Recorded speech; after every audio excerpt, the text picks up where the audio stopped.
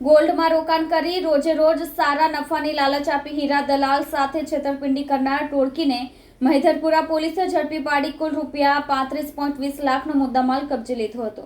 ડભોલીની સ્વરાજ હાઇટ્સમાં રહેતા અને હીરા દલાલી કરતા જગદીશભાઈ ગોળકિયા મહિધરપુરા ભવાનીવડ સ્થિત આરપી એન્ટરપ્રાઇઝ આંગડિયા પેઢીમાં જતા હતા ત્યારે અહીં વારંવાર આવતા સાહિલના સકંજામાં સપડાયા હતા। પોતે સસ્તામાં સોનું વેચતો હોવાનું અને સોનામાં રોકાણ ઉપર રોજના 3 થી 4% નફાની લાલચ આપી 49.53 લાખ આંગડિયા પેઢીમાં જમા કરાવી સાગરીતો જયદીપ અને આવેશ નાગાણીને મોકલી નાણાં લઈ મેળવી લઈ ફોન બંધ કરીને ફરાર થઈ ગયા હતા।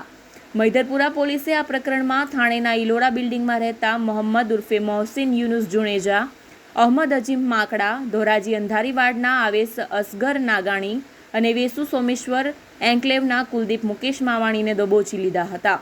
તેમની પાસેથી રોકડા 35.20 લાખ રૂપિયા પણ કબજે કર્યા છે। મુખ્ય સૂત્રધાર મોહમ્મદ જુણેજાએ છેતરપિંડી કરવા સોહિલનું બનાવટી નામ ધારણ કર્યું હતું।